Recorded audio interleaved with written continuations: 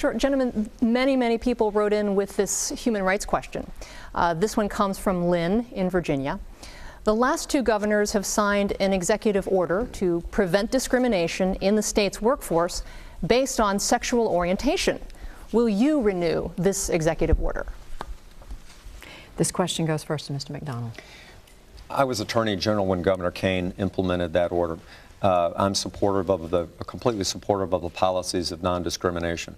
When I was Attorney General of Virginia, my only policy with regard to hiring people in my office is, were they competent, were they honest, would they work hard, do they love Virginia, would they get good results, would they not make excuses, and could I trust them to serve our clients well? That was my criteria. We didn't have any others, and that served me very well. We hired 150 people in the office without regard to any factors other than those.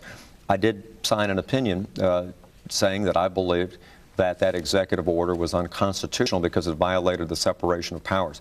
The General Assembly, and I believe when you raise your hand to say you're going to uphold the Constitution of the United States and the Constitution of Virginia when you're sworn in, that means something, regardless of what your underlying feelings may be. So I believe that executive order was a violation of the separation of powers. The General Assembly had clearly intended to occupy that entire field of employment discrimination, and so it's up to them. But I certainly, as governor, as I was as Attorney General, as I was when I was a business manager, will hire people solely based on merit. Mr. Deeds. The executive order, prohibited discrimination in the hiring of executive branch employees. Certainly Tim Kaine had the authority to issue that opinion and that executive order, and I'll renew it when I'm governor of the Commonwealth of Virginia. This is an area that shows a big distinction between me and my opponent. He stood against that executive order when it was issued. And as a member of the Board of Visitors of Regent University, he supported a policy that had a blatant bias in favor of hiring men.